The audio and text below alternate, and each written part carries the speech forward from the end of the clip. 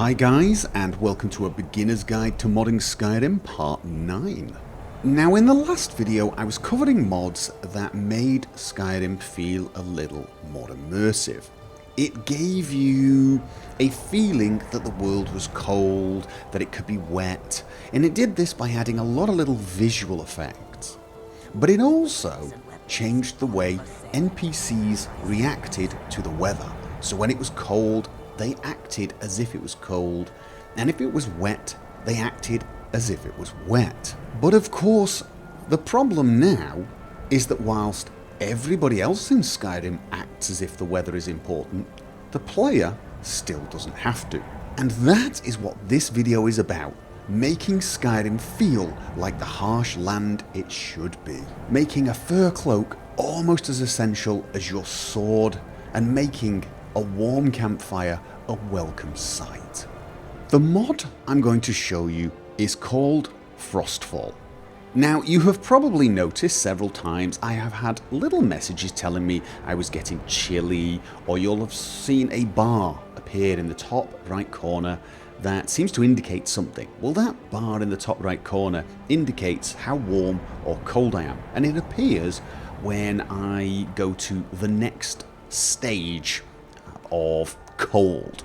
And to show you what I'm talking about, I'm going to take off all my clothes. I know it sounds a little suggestive. However, I'm going to take off my cloak. I'm going to take off my armor. Because yes, without clothes, you do start getting cold faster. There you go. This is not exactly the best way to wander around a frozen country. As you can see, I am now very cold. Now if I go to the active effects, I even get a little message telling me how I am being affected. And as you can see, I am very cold. My health is down by 25%, as is my magicka and my stamina regeneration. I have -10 to a lot of my skills, -30 to pickpocket and lockpicking. Obviously, my fingers are frozen. How could I pick a pocket or pick a lock? And after a while, I will start freezing. I am beginning to get closer and closer to dying.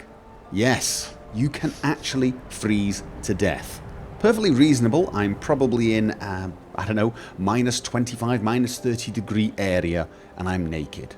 You are not going to survive very long before the inevitable happens.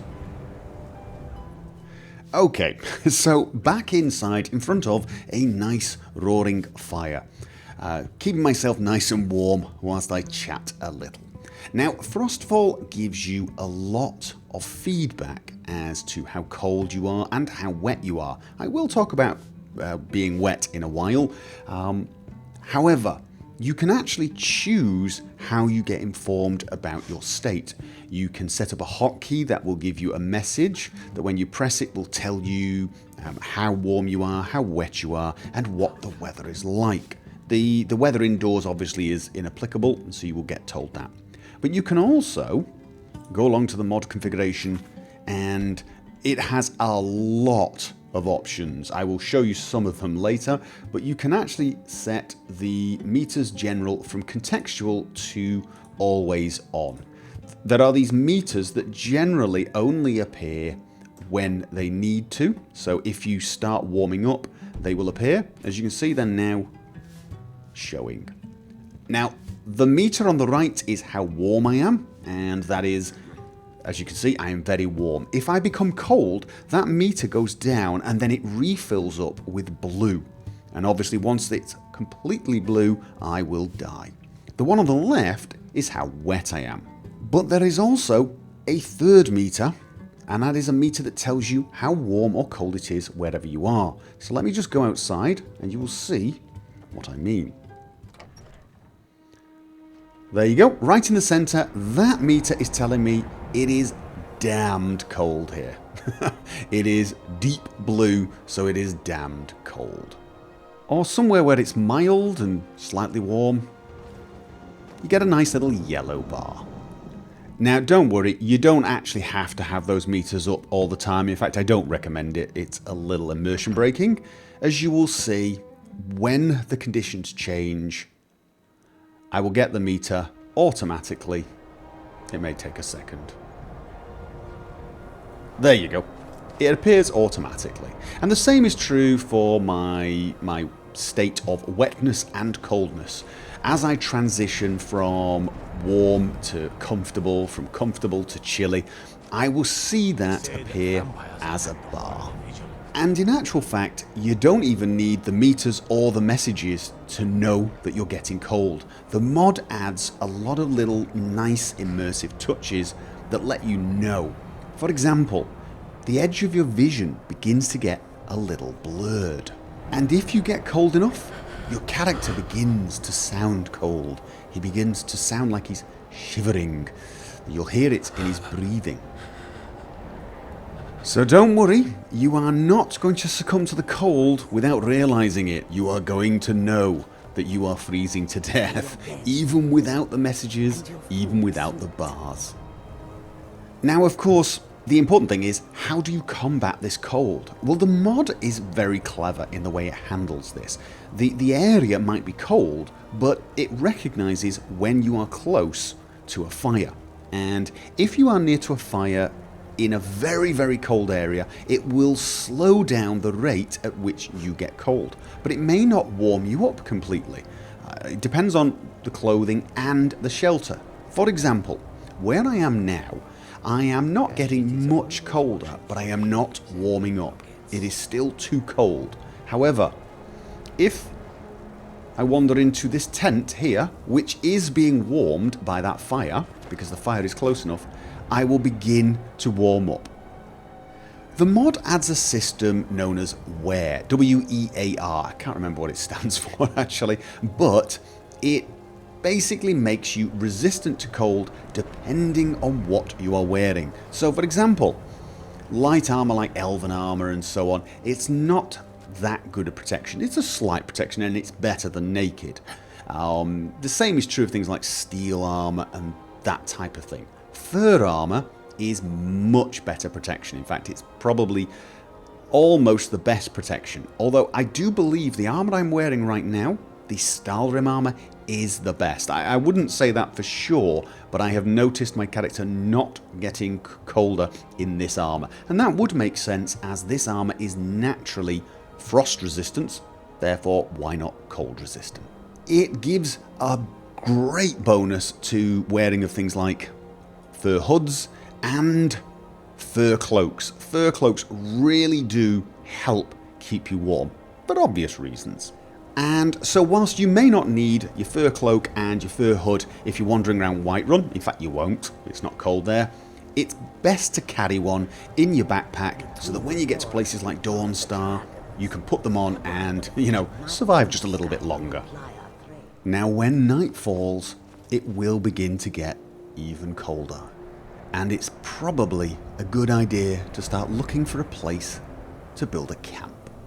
Frostfall actually provides a lot of survival gear, from tents, tanning racks, backpacks and so on, but it also gives you a set of survival skills, and you can access them through this 1 power survival skills. And there are several of them, but the most important, I think, is build campfire. So I'm going to select build campfire, and then I have to select a site, and essentially I just run around moving until I find the exact place I want the campsite. Then I press the C button for me, your activate button, and it will build the campfire.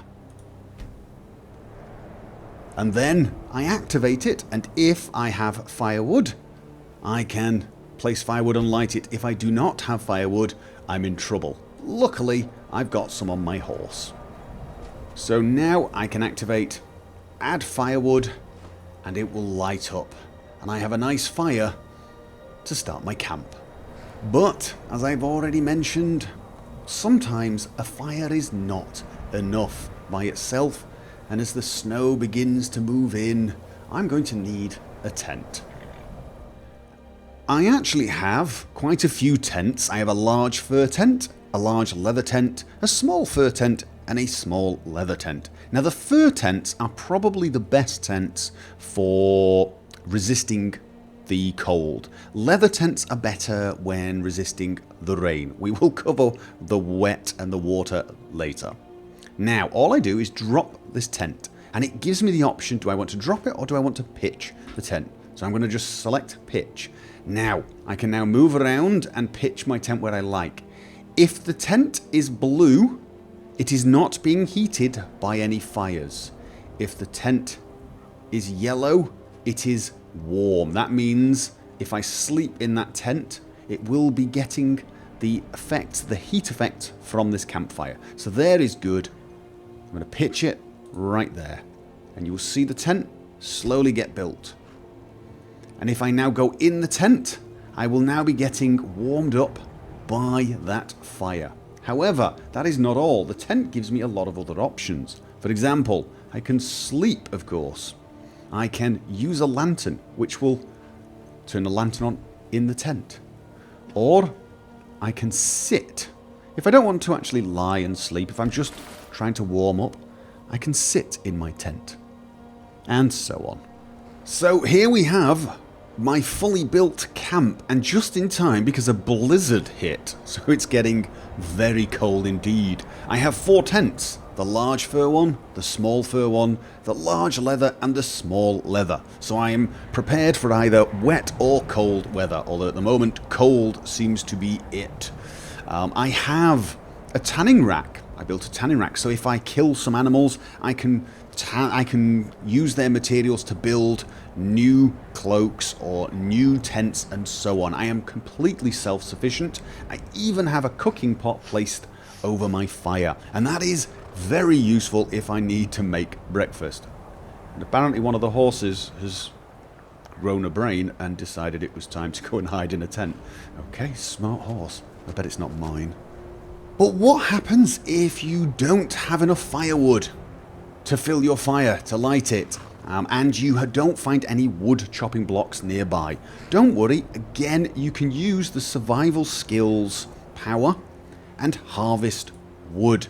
I'm going to harvest some firewood, and your character will wander off and find trees, chop them down, and come back with some firewood.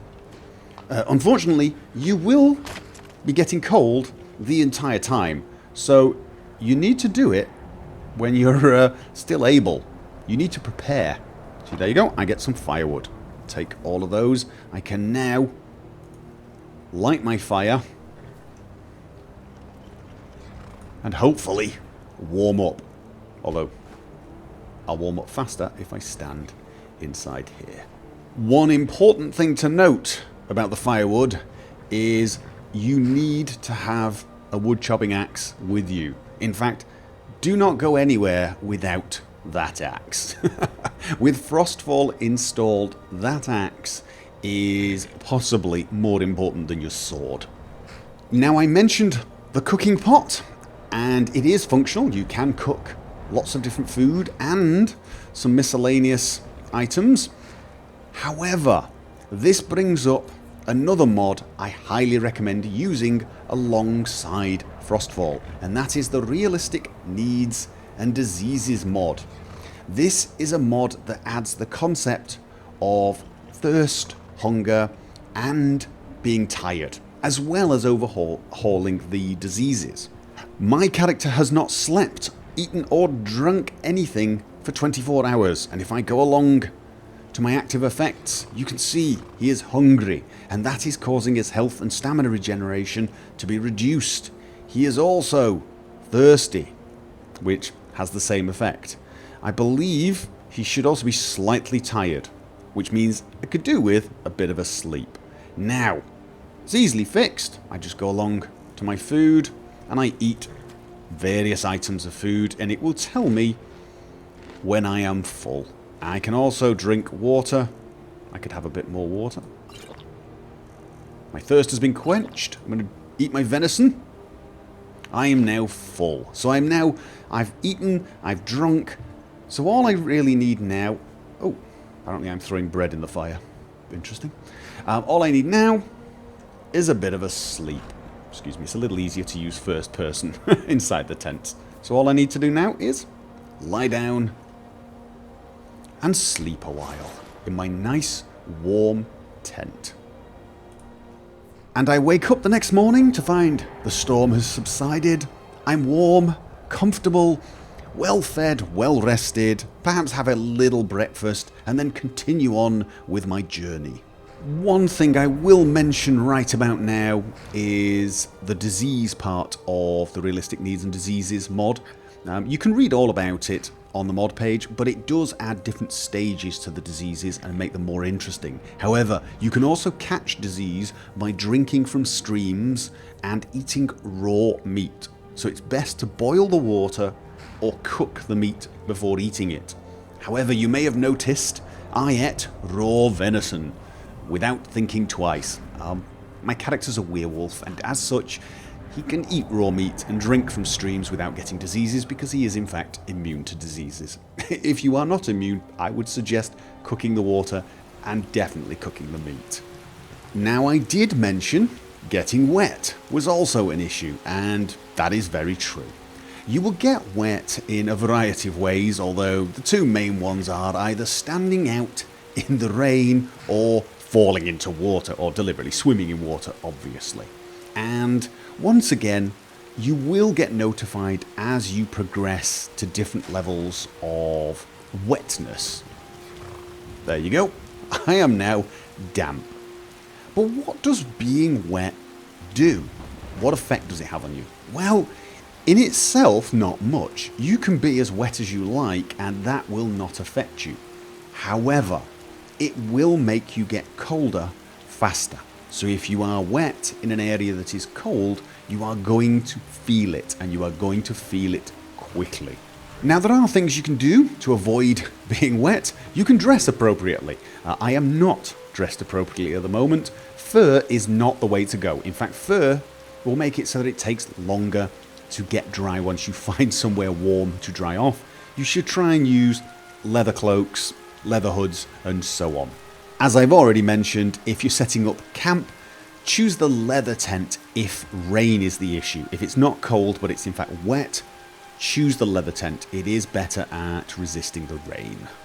You should be especially careful of swimming in water when the air is deadly and frigid. For example, on the north coast of Skyrim, in this ice-filled water in the middle of the night. Well, it's not the middle of the night, but it's pretty early in the evening. If I go diving into this water, I will get the message: the water is frigid, and I have a very short amount of time to get out of this water. It will kill me in about a minute.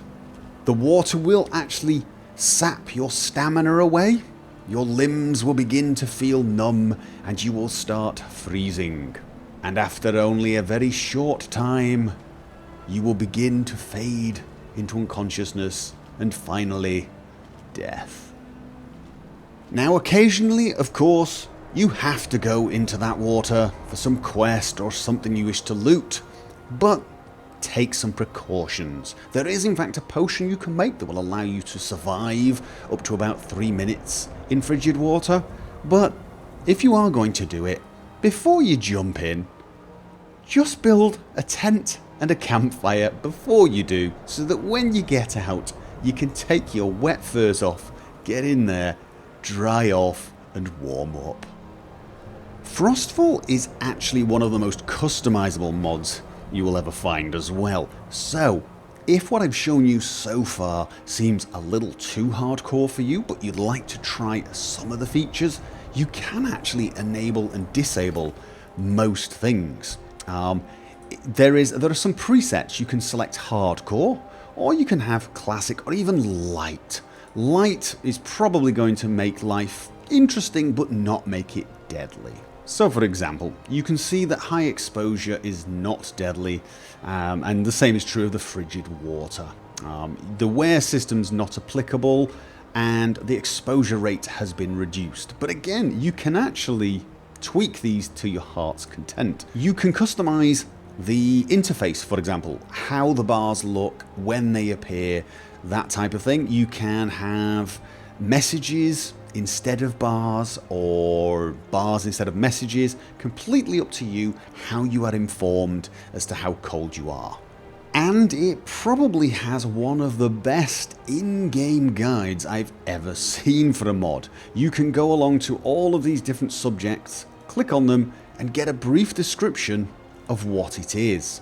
This is a really nice little feature. And there is one option I would just like to mention, and that is the option to turn on and off fast travel. So for example, you could literally disable fast travel so you can't fast travel, or you can make it so that you require the woodcutter's axe to travel, and so on. I never really use this because I don't fast travel at all. That's a personal choice. I like to play this game without fast traveling. But if you want to force that upon yourself, if you think you can't resist the temptation, you can actually change that here. This does, of course, make the game longer. It takes longer to travel there manually than it does fast travel, hence the name fast travel, I guess. But it makes the journey more real for me. And it also makes me feel like I know the world of Skyrim better.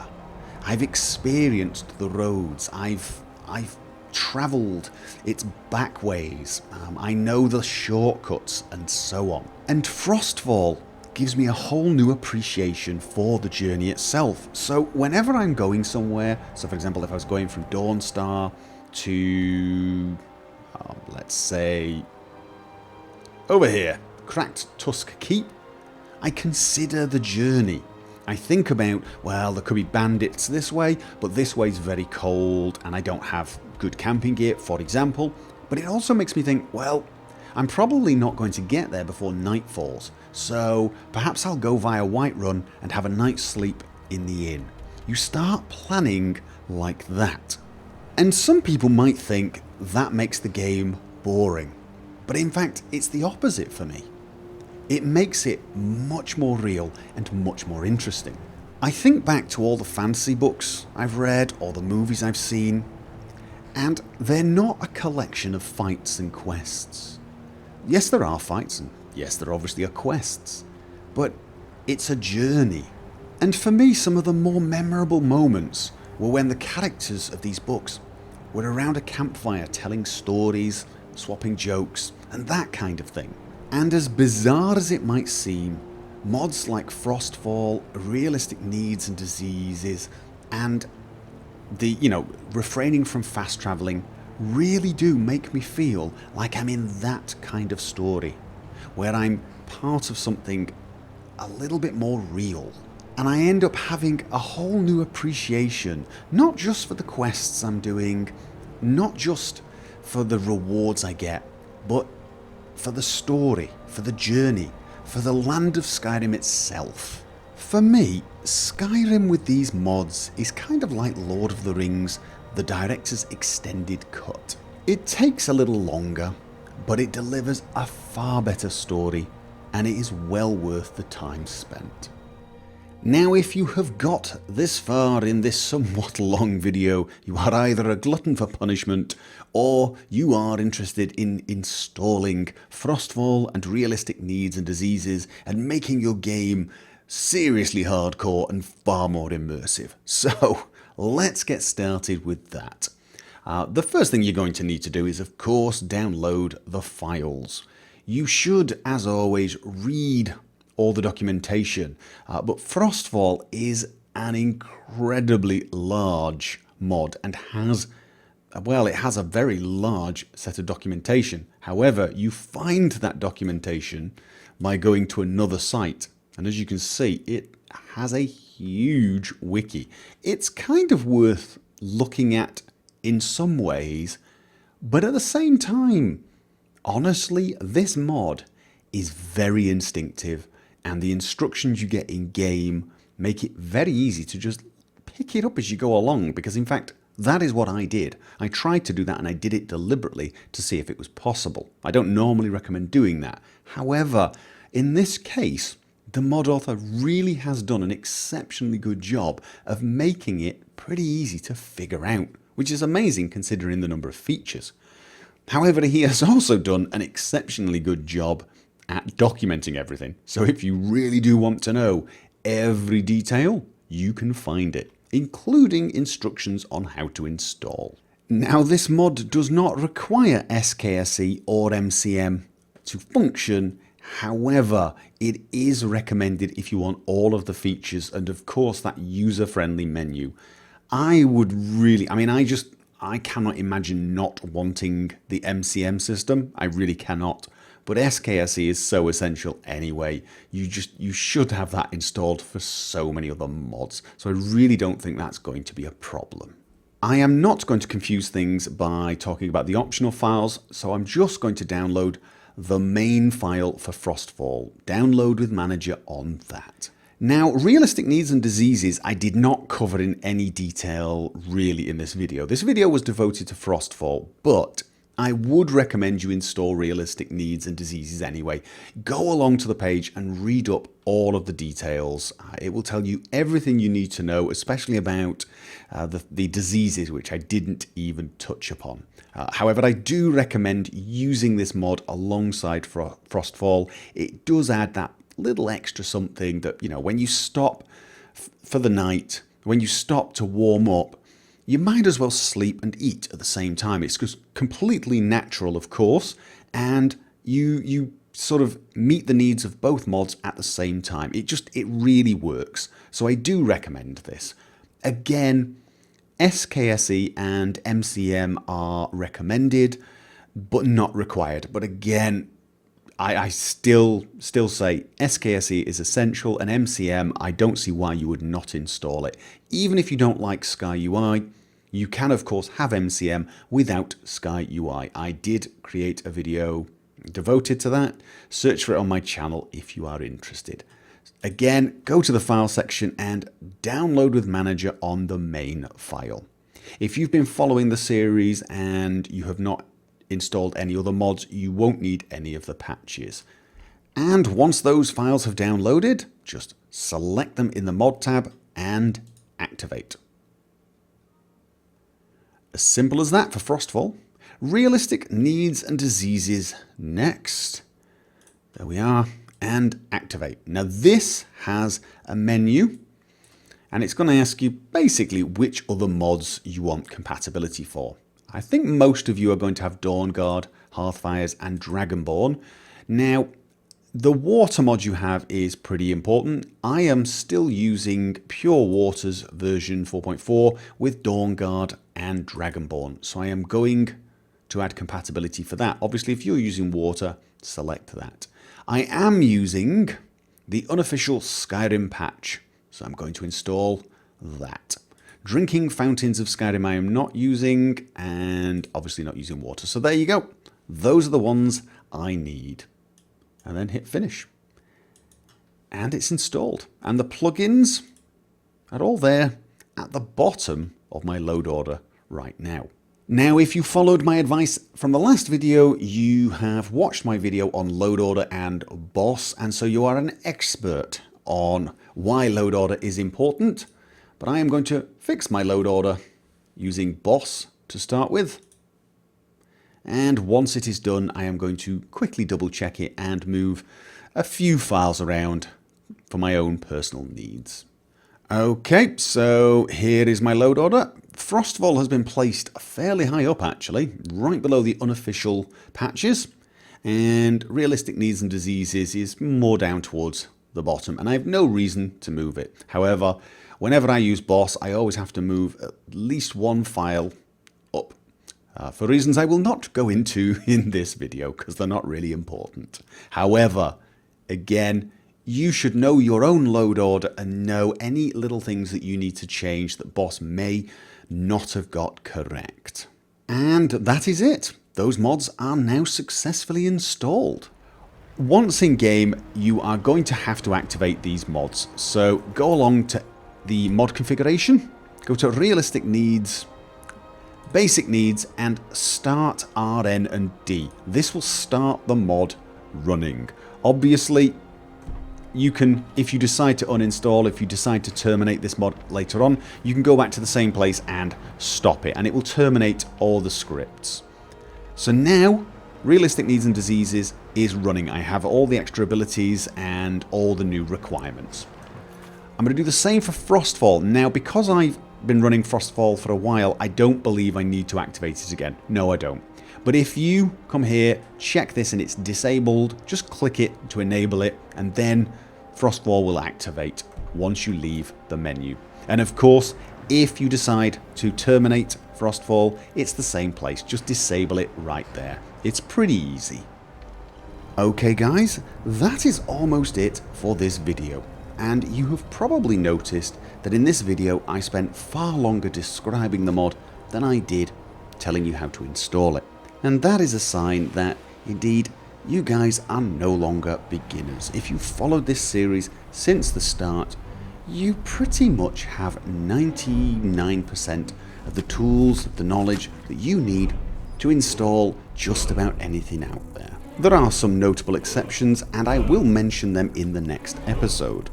But the bulk of the next video is going to be devoted to showing you the types of mods that are out there and how you can find them yourself. We are going to talk about the sort of things you should do when considering mods and the best way to approach the community in your continuing quest for more knowledge. You guys are of course more than welcome to join me for that, and until then, as always, have fun.